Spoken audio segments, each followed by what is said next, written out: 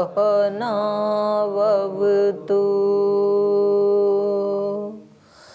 सहनौ भुनक्तु सह वीर्यङ्करवावहै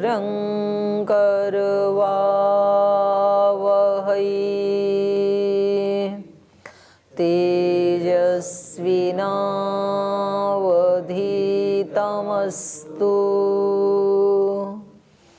मा विद्विषावहै। ॐ शान्ति शान्ति शान्तिः।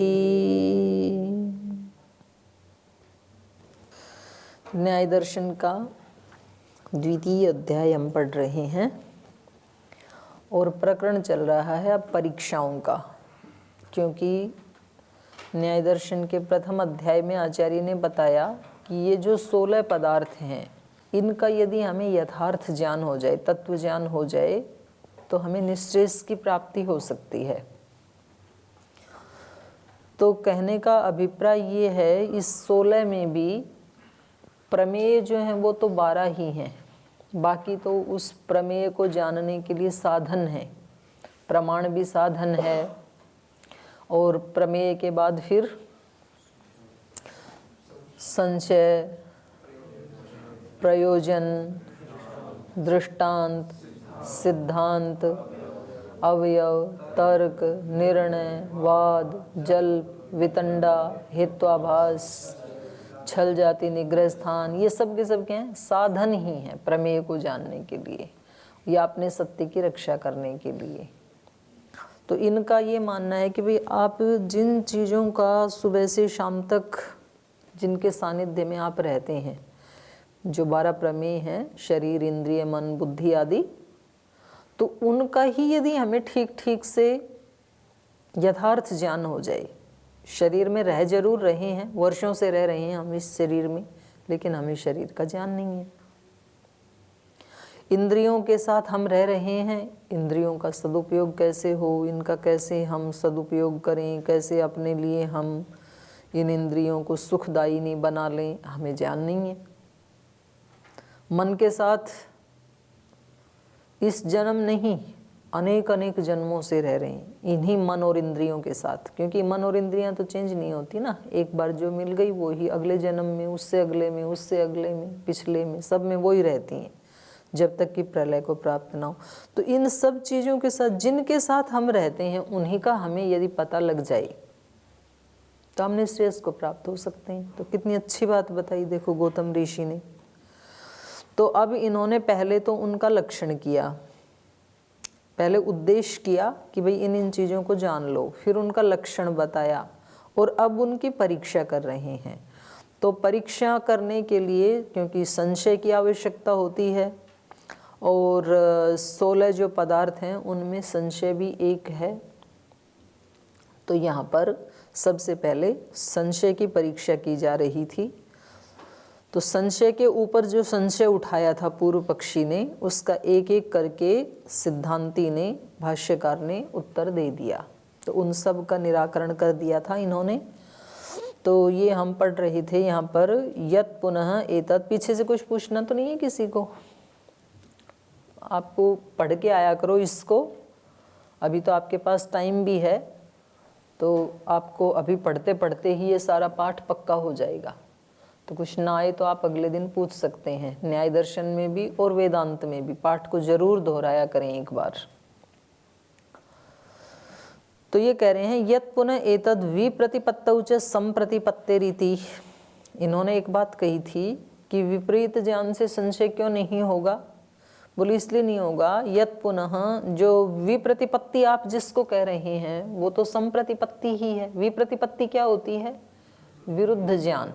एक व्यक्ति कहता है कि आत्मा है शरीर में, दूसरा कहता है आत्मा नहीं है, इसको क्या कहेंगे? विप्रतिपत्ति। तो ये कह रहे हैं कि ये जो विप्रतिपत्ति वो तो संप्रतिपत्ति ही है। हमें ज्ञान हो रहा है, दो प्रकार का ज्ञान हो रहा है, तो ये तो संप्रतिपत्ति ही है, तो संशय क्यों होगा? ऐसा पूर्व पक्षी का कहना था। तो ये कह रहे हैं यत् पुनः एतद् विप्रतिपत्तौ च संप्रतिपत्तेः इति। विप्रतिपत्ति में जो आप संप्रतिपत्ति की बात कर रहे थे, विप्रतिपत्ति शब्दस्य यो अर्थः, विप्रतिपत्ति शब्द का अर्थ क्या है वो पहले आप जान लीजिए। तद अध्यवसाय विशेषापेक्षः, और उस विप्रतिपत्ति शब्द के अर्थ को जान करके उसका अध्यवसाय हो जाने पर विशेषापेक्ष, विशेष की अपेक्षा होती है। अध्यवसाय किसका हुआ? दो विपरीत ज्ञानों का, विप्रतिपत्ति का।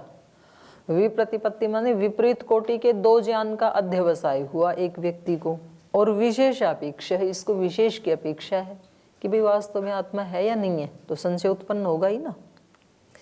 तो कह रहे हैं संशय, यहाँ पर श छुटा हुआ है, एक तालव्य शकार और लगा लीजिए। संशय हेतु तस्य च समाख्यांतरेण न निवृत्ति ही।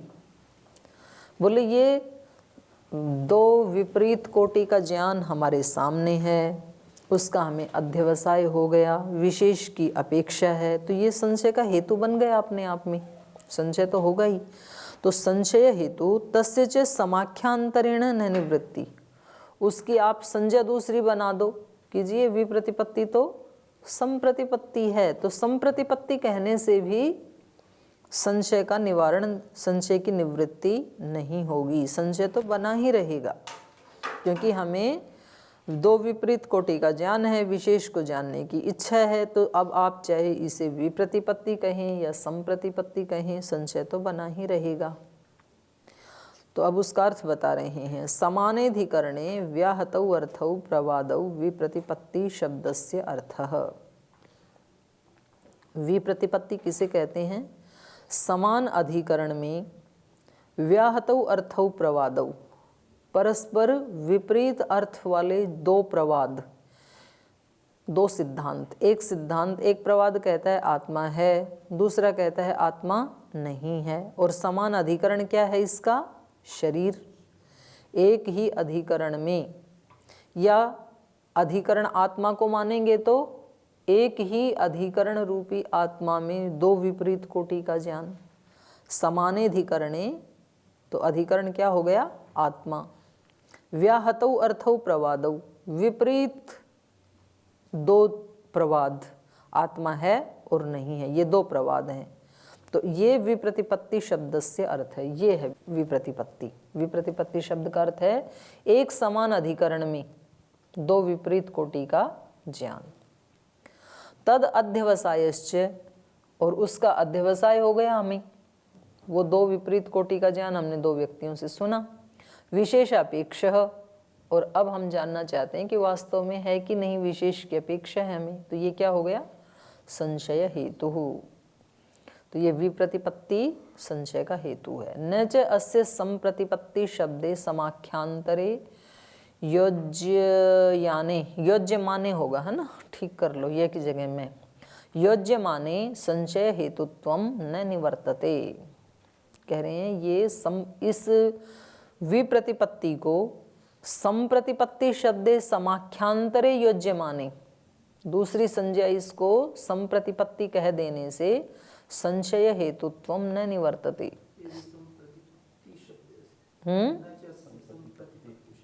हाँ, पत्ती छूटा हुआ है यहाँ पर भी। न च अस्य संप्रतिपत्ति, पत्ती और लगा लीजिए, संप्रतिपत्ति शब्दे समाख्यांतरे योज्यमाने संशय हेतुत्वम न निवर्तते। तदिदम अकृत बुद्धि सम्मोहनम इति। तो बोलिए जो पूर्व पक्षी ने जो 5 हेतु दिए थे कि संशय उत्पन्न ही नहीं होगा, ये इनकी बात कैसी है? अकृत बुद्धि सम्मोहनम इति, अज्ञानियों को सम्मोहित करने वाली जैसी बात है। जो अकृत बुद्धि हैं, अकृत बुद्धि मतलब अज्ञानी, आपका ये प्रयास अज्ञानी लोगों को, बिना बुद्धि वाले लोगों को सम्मोहन करने जैसा है। आप हमें नहीं कर सकते हैं सम्मोहित। यत् पुनः अव्यवस्थात्मनि व्यवस्थितत्वाच्च व्यवस्थाया इति, और जो आपने अव्यवस्था के बारे में कहा कि अव्यवस्था तो अपने स्वरूप में व्यवस्थित होने से संशय उत्पन्न नहीं होगा, ये जो आपने कहा था, तो उसके बारे में कह रहे हैं संशय हेतु अर्थस्य अप्रतिषेधात् अव्यवस्था अभ्यनुज्ञानाच्च निमित्तांतरेण शब्दांतर कल्पना व्यर्था। संशय हेतु अर्थस्य प्रतिषेधात्। संशय का जो हेतु है, संशय हेतु हो, संशय का हेतु, संशय से हेतु, संशय के हेतु का जो संशय हेतु अर्थस्य अप्रतिषेधात्, उसकी अव्यवस्था, संशय का जो हेतु है और उस हेतु की जो अव्यवस्था है उसका आपने प्रतिषेध नहीं किया।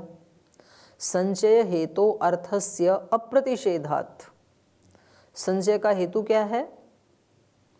अव्यवस्था या व्यवस्था की, उपलब्धि की अव्यवस्था, अनुपलब्धि की अव्यवस्था, ये संशय का हेतु है। तो कह रहे हैं वो जो संशय का हेतु था उसका तो प्रतिषेध किया नहीं आपने, माने व्यवस्था की उपलब्धि, उपलब्धि की अव्यवस्था, अनुपलब्धि की अव्यवस्था, उसका तो प्रतिषेध किया नहीं, बल्कि क्या किया आपने? अभ्यनुज्ञानाच्च निमित्तांतरेण शब्दांतर कल्पना, बल्कि उसको स्वीकार करते हुए, अव्यवस्था को तो स्वीकार किया, पर उसको अव्यवस्था को स्वीकार करके निमित्तांतरेण शब्दांतर कल्पना, भिन्न हेतु से आपने शब्दांतर की कल्पना कर ली। हेतु क्या दिया? भिन्न हेतु क्या दिया इन्होंने? अपने स्वरूप में पर प्रतिष्ठित है अव्यवस्था, ये हेतु दिया। तो बोले आपने उसका तो कोई समाधान किया नहीं अव्यवस्था का, तो बल्कि उसको निमित्तांतरेण, भिन्न हेतु से शब्दांतर कल्पना, शब्दांतर की कल्पना करके और आपने उसको, संशय को हटाना चाहा, जो कि व्यर्था, वो आपका प्रयास व्यर्थ है। शब्दांतर कल्पना क्या है वो बता रहे हैं। अव्यवस्था खलु अव्यवस्था न भवति व्यवस्थात्मनि व्यवस्थितत्वात् इति।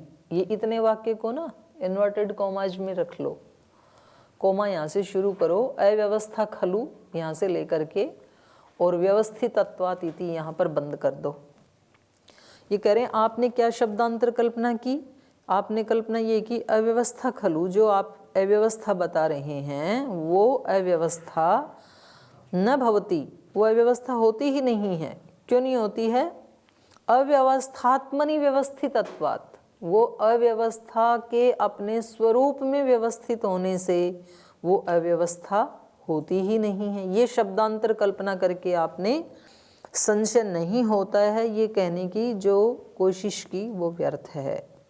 न अनयो उपलब्धि अनुपलब्ध्यो हो, ये है नहीं है, द है, सदसद विषयत्वम, पूरा द है, ये है की जगह। सदसद विषयत्वम विशेषापेक्षम संशय हेतुर न भवति इति प्रतिसिध्यते।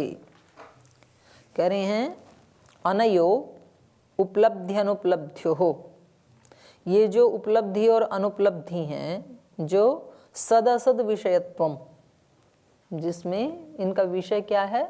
सदसद विषय वाली हैं, ये कभी होती हैं, कभी उपलब्धि होती है, कभी नहीं होती है। तो अनयो उपलब्धि अनुपलब्ध्यो सदसद विषयत्वम विशेषापेक्षम, सदसद विषय वाली हैं और विशेष की हमें अपेक्षा है। तो विशेषापेक्षम संशय हेतु न भवति न प्रतिसिध्यते, माने वो ये संशय की हेतु नहीं होती हैं, ऐसा आपने जो प्रतिषेध किया था वो न प्रतिसिध्यते, वो प्रतिषिद्ध नहीं होगा। जो स्टार्टिंग में जो न था वो यहाँ आकर के जुड़ जाएगा। तो वाक्य बन गया अनयो उपलब्धि अनुपलब्ध्यो सदसद विषयत्वम विशेषापेक्षम संशय हेतुर न भवति इति न प्रतिसिध्यते। ये आपके द्वारा प्रतिषेध नहीं किया जाएगा, अर्थात संशय की हेतु बनेगी ही। उपलब्धि अनुपलब्धि की जो अव्यवस्था है वो संशय की हेतु बनेगी ही। यहाँ पर पूर्ण विराम लगा लीजिए प्रतिसिद्धते के बाद। आगे है यावता च अव्यवस्थात्मनि व्यवस्थिता न तावता आत्मानं जहाति। और कह रहे हैं यावता च अव्यवस्था आत्मनि व्यवस्थिता, जब तक ये अव्यवस्था अपने स्वरूप में व्यवस्थित है, न तावता आत्मानं जहाति, तब तक वो अपने स्वरूप को छोड़ती नहीं, अर्थात अव्यवस्था ही बनी रहती है। तावता ही अनुज्ञाता अव्यवस्था, तो ये तो आपने भी माना ही है, उस अव्यवस्था को तो आपने भी स्वीकार किया है। आपने कैसे स्वीकार किया कि वो ही उसका स्वरूप है, तो व्यवस्था को तो आपने जाना ही है। एवं इयम क्रियमाणापि शब्दांतर कल्पना नार्थांतरम साधयति इति, तो यद्यपि आपने शब्दांतर की कल्पना भी की, लेकिन शब्दांतर की कल्पना किए जाने पर भी आपका ये प्रयास अर्थांतरम न साधयति इति, अर्थांतर को सिद्ध करने वाला नहीं हो सका, अर्थात संशय तो उत्पन्न होगा ही। आपने जो कहा ना कि संशय उत्पन्न नहीं होगा, तो ये आपका प्रयास सिद्ध नहीं हुआ। यत् पुनः एतत्, और जो लास्ट में आपने कहा तथा अत्यंत संशयः, क्योंकि समान धर्म तो वस्तु में हमेशा बना ही रहता है, और यदि वो समान धर्म संशय का हेतु है तो संशय सदा बना ही रहेगा, अत्यंत संशय बन जाएगा। ये जो आपने कहा था, यत् पुनः एतत् यथा अत्यंत संशय तद्धर्म सातत्योपपत्ते है, क्योंकि जो समान धर्म है उसकी सतत उपपत्ति होने से, नायम समान धर्मादिभ्य एव संशयः, तो हमारा ये कहना है कि संशय केवल समान धर्म से उत्पन्न नहीं होता है। किम तर्हि, तो कैसे होता है? तद विषय अध्यवसायात, उस विषय का अध्यवसाय होने से, ये कहा था हमने समान धर्मोपपत्ति, उपपत्ति शब्द भी तो लगाया था ना, तो उपपत्ति का मतलब अध्यवसाय ही है। और विशेष स्मृति सहितात इत्यतः न अत्यंत संशय इति, ये संहितात है ना, तो बिंदी जो है उसको काट दीजिए ऊपर से। विशेष स्मृति सहितात, संशय कैसे होता है? तद विषया अध्यवसायात, उस विषय का ज्ञान होने से, अध्यवसाय होने से। कैसा? विशेष स्मृति सहितात, विशेष का भी ज्ञान है इसको, माने उस विशेष को जानना चाहता है कि भाई विशेष क्या होना चाहिए, तो विशेष स्मृति सहितात तद विषय अध्यवसायात न अत्यंत संशय, अत्यंत संशय नहीं बनेगा, क्योंकि विशेष को जानना चाहता है, जैसे ही विशेष को जानेगा संशय हट जाएगा। अन्यतर धर्म अध्यवसायाद् वा न संशय, या ये कहें कि विशेष धर्म का अध्यवसाय होने से संशय नहीं होता है। तन्न युक्तम, हाँ ये इसका पूर्व पक्षी का कहना है कि फिर आपको सूत्र में क्या कहना चाहिए था? अन्यतर धर्म अध्यवसायात् वा न संशय इति, समान धर्म विशेष धर्म, तो समान धर्म तो कभी वस्तु को छोड़ते नहीं है, और अन्यतर धर्म मतलब विशेष धर्म, तो विशेष धर्म का अध्यवसाय होने से संशय नहीं होता है, ये आपको स्पष्ट करना चाहिए था लक्षण में। तो ये कह रहे हैं कि तन्न युक्तम, इसको लिखने की या स्पष्ट करने की कोई ज़रूरत नहीं है, आपका ये कथन युक्त नहीं है, क्योंकि विशेषापेक्षो विमर्श संशय इति वचनात्, सूत्र में हमने ये वचन पढ़ ही दिया ना। क्या पढ़ा हमने? विशेषापेक्षो विमर्श, विशेष की अपेक्षा रहती है जिस विमर्श को, वो संशय होता है। विशेषस्य, और विशेष क्या है? अन्यतर धर्म, विशेष तो अन्यतर धर्म ही होता है, तो अलग से अन्यतर धर्म पढ़ने की आवश्यकता नहीं है। विशेषश्च अन्यतर धर्मो न तस्मिन् अध्यवसीयमाने विशेषापेक्षा संभवति इति, उसको यदि हमने जान लिया विशेष धर्म को या अन्यतर धर्म को, तो तस्मिन् अध्यवसीयमाने, उसका अध्यवसाय हो जाने पर विशेषापेक्षा न संभवती थी, फिर विशेष की अपेक्षा नहीं रहेगी। तो इस प्रकार से इन्होंने 5 सूत्रों में लगाए हुए आक्षेपों को एक ही सूत्र में समाधान कर दिया, उद्धार कर दिया। तो अपना उद्धार करने के लिए व्यक्ति को बहुत ज़्यादा लंबा चौड़ा उसके साथ उलझने की ज़रूरत नहीं है कि भाई उसने संशय 5 सूत्रों में उठाई तो अब हम उत्तर भी विस्तार से 10 सूत्रों में देंगे, ऐसा नहीं। आप शॉर्ट में अपनी बात कहो, आगे बढ़ जाओ। कोई व्यक्ति आपके ऊपर आक्षेप लगाता है तो बोले जी आपको कोई भ्रम हुआ है, ऐसा कुछ भी नहीं है, इतनी बात उसको कहो, आगे बढ़ जाओ। लंबा चौड़ा क्लियरिफिकेशन देने की ज़रूरत नहीं है। तो आगे कह रहे हैं यत्र संशयः, तत्रैव तत्रैवम उत्तरोत्तर प्रसंगः। तो कह रहे हैं ऐसे ही जैसे यहाँ संशय में संशय उठाया था, ऐसे ही जहाँ जहाँ कहीं संशय उत्पन्न हो, आगे परीक्षा करेंगे ना, तो जहाँ जहाँ कहीं भी संशय उत्पन्न हो तत्रैवम उत्तरोत्तर प्रसंग है, तो वैसे वहाँ पर ऐसे ही समाधान करना है हमें, जैसे हमने यहाँ किया। यत्र यत्र संशय पूर्विका परीक्षा शास्त्रे कथायां वा तत्र तत्रैवं संशये परेण प्रतिसिद्धे समाधिर्वाच्य इति। जहाँ जहाँ कहीं भी संशय पूर्वक परीक्षा चले किसी शास्त्र में या कथा में, तो वहाँ वहाँ तत्र तत्र एवं संशये परेण, किसी परपक्ष के द्वारा संशय उठाए जाने पर, प्रतिसिद्धे और हमारे पक्ष का प्रतिषेध किए जाने पर, समाधिर्वाच्य समाधान करना चाहिए इति, ऐसा है। अतः सर्व परीक्षा व्यापित्वात् प्रथमं संशयः परीक्षित इति, क्योंकि सभी परीक्षाओं में ये व्याप्त है संशय, क्योंकि परीक्षा करने के लिए पहले संशय ही उठाना पड़ता है, तो इसलिए सर्वप्रथम हमने संशय की ही परीक्षा कर ली है। और इसका परिणाम क्या आया? संशय का जो लक्षण सूत्रकार ने बताया था वो बिल्कुल ठीक है। इति सप्तभी सूत्रैः संशय परीक्षा प्रकरणम। तो अब ये ऐसे प्रकरण चलेंगे, तो आपको ये भी ध्यान रखना है, जैसे ये द्वितीय अध्याय का जो प्रथम आह्निक है उसमें कौन कौन से प्रकरण आए, तो 1 से 7 सूत्र तक कौन सा प्रकरण चला? संशय परीक्षा प्रकरणम। अथ प्रमाण परीक्षा प्रकरणम, अब दूसरा प्रकरण चल पड़ा। जैसे अष्टाध्यायी प्रकरणों में बटी हुई है ना, तो ऐसे ही ये न्याय दर्शन भी जो परीक्षा वाला भाग है वो प्रकरणों में बटा हुआ है।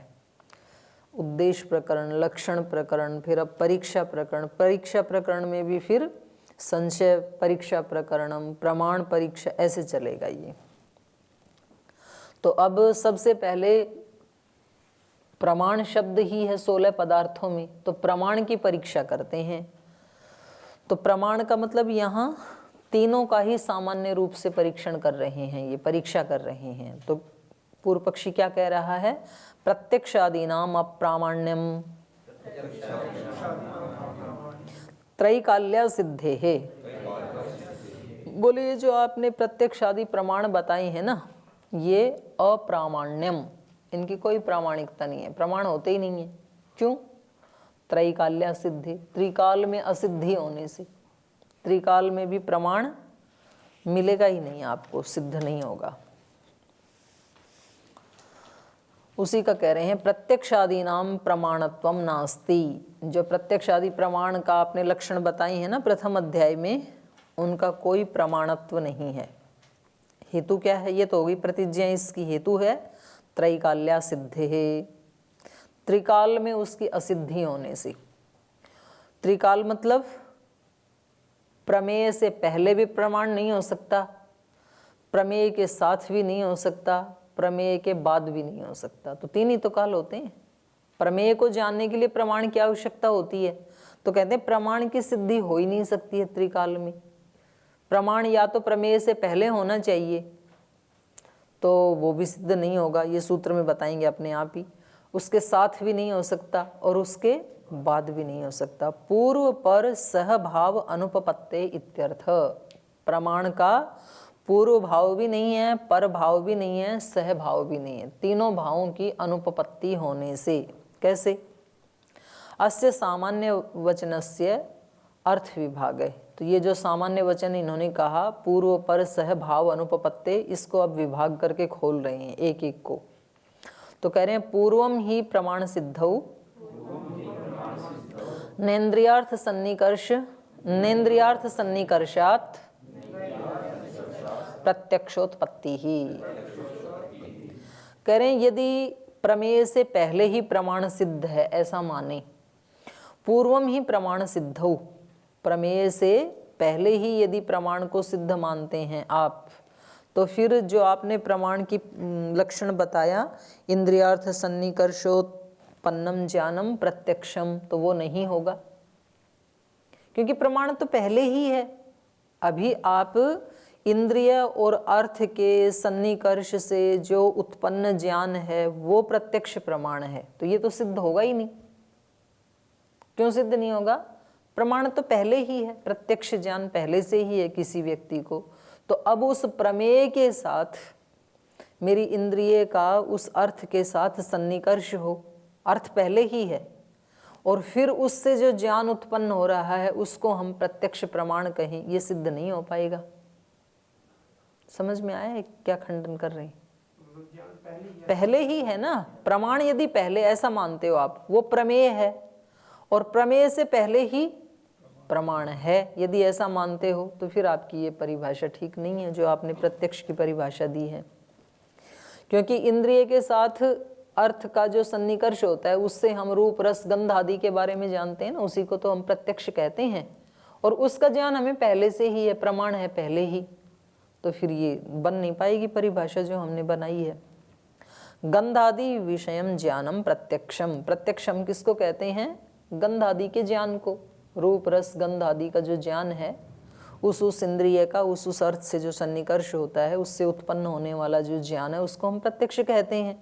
तद यदि पूर्वम, और वो उससे पहले ही है। पश्चात गंधादि नाम सिद्धि ही, प्रमाण पहले ही है, ज्ञान पहले ही है और उसके बाद गंधादि की सिद्धि होती है। तो कह रहे हैं ये ठीक नहीं है। नेदम गंधादि सन्निकर्षाद उत्पद्यते इति, तो ये जो ज्ञान है ये गंध आदि का के साथ उस इंद्रिय के सन्निकर्ष से उत्पन्न होने वाला ज्ञान नहीं हो सकता, क्योंकि प्रमाण तो पहले ही आपके पास। तो यदि आप प्रमाण को प्रमेय से पहले मानते हैं तो भी ये सिद्ध नहीं हो पाएगा। और यदि आप कहो कि नहीं प्रमाण पहले नहीं है, प्रमेय पहले है बाद में प्रमाण आता है, तो कह रहे हैं पश्चात सिद्धौ न प्रमाणेभ्य प्रमेय सिद्धि ही। यदि आप कहते हो कि प्रमेय पहले ही है और पश्चात प्रमाण सिद्ध हो, प्रमाण बाद में सिद्ध होता है, तो कह रहे हैं ये भी नहीं हो सकता है, क्योंकि न प्रमेय सिद्धि प्रमाणेभ्य, क्योंकि प्रमाण से ही प्रमेय की सिद्धि होती है। यदि पहले ही कोई चीज प्रमेय है तो प्रमेय बनी कैसे बिना प्रमाण के? तो प्रमेय से पहले नहीं हो सकता, प्रमाण प्रमेय के बाद भी नहीं हो सकता, क्योंकि पहले प्रमाण हो तब तो वो वस्तु प्रमेय बने, और प्रमाण तो है नहीं अभी, तो पहले ही प्रमेय कैसे होगा? वही कह रहे हैं, ये कह रहे हैं असति प्रमाणे केन प्रमीयमाणो अर्थ प्रमेय स्यात्। जब प्रमाण ही नहीं था पहले तो किस चीज से प्रमीयमाण होकर के ये पदार्थ प्रमेय बना? प्रमाण से ही तो प्रमेय बनता है ना। प्रमाणेन खलु प्रमीयमाणो अर्थः प्रमेयम इति एतत् सिद्ध्यति, क्योंकि प्रमाण से प्रमीयमाण है जो मापा जाने वाला जो पदार्थ है उसी को तो प्रमेय कहते हैं, तभी तो प्रमेय की सिद्धि होगी। तो प्रमेय से पहले प्रमाण नहीं हो सकता है, प्रमेय के बाद भी प्रमाण नहीं हो सकता है। तो बोले कोई बात नहीं, ठीक है, साथ साथ हो जाएंगे प्रमेय और प्रमाण। तो उसका भी खंडन कर रहे हैं। युगपत सिद्धौ प्रत्यर्थ नियतत्वात् क्रमवृत्तित्व भावो बुद्धि नाम। बुद्धि का मतलब होता है ज्ञान। न्याय दर्शन में जहाँ जहाँ भी बुद्धि शब्द आएगा वहाँ वहाँ क्या अर्थ होगा? ज्ञान। बुद्धिर उपलब्धिर ज्ञानम इति अनर्थांतरम। कहीं बुद्धि शब्द आए, उपलब्धि आए या ज्ञान आए तो उसका अर्थ ज्ञान ही होता है। तो ये कह रहे हैं युगपत सिद्धौ, चलो प्रमाण और प्रमेय दोनों को साथ साथ सिद्ध होते हैं ऐसा मान लेते हैं। प्रमेय और प्रमाण एक साथ ही उत्पन्न होते हैं ऐसा मान लेते हैं। बोले ऐसा मानोगे तो प्रत्यर्थ नियतत्वात्, प्रत्येक विषय का जो ज्ञान है वो नियमित होने के कारण, ज्ञान कैसे हैं? प्रत्यर्थ नियत हैं। तो प्रत्यर्थ नियत होने के कारण क्रमवृत्तित्व अभाव बुद्धि नाम, ज्ञानों का के क्रमवृत्तित्व का अभाव हो जाएगा। क्रमवृत्तित्व मतलब मन एक बार में एक ही ज्ञान उत्पन्न कर सकता है, ऐसा है ना, लक्षण बनाया ना इन्होंने, युगपत ज्ञानानुपत्तिर मनसोलिंगम। अगर साथ साथ हो रहा है तो एक ही साथ कई ज्ञान उत्पन्न होने लगेंगे ना। जितने प्रमेय उतने प्रमाण साथ साथ उत्पन्न हो रहे हैं, तो ये जो ज्ञानों का क्रमवृत्तित्व है ये नष्ट हो जाएगा। बुद्धि नाम क्रमवृत्तित्व अभाव, तो वो सूत्र फिर खंडित होने लगेगा मन का। युगपत ज्ञानानुपत्तिर मनसो लिंगम, तो साथ साथ भी नहीं हो सकते प्रमेय और प्रमाण।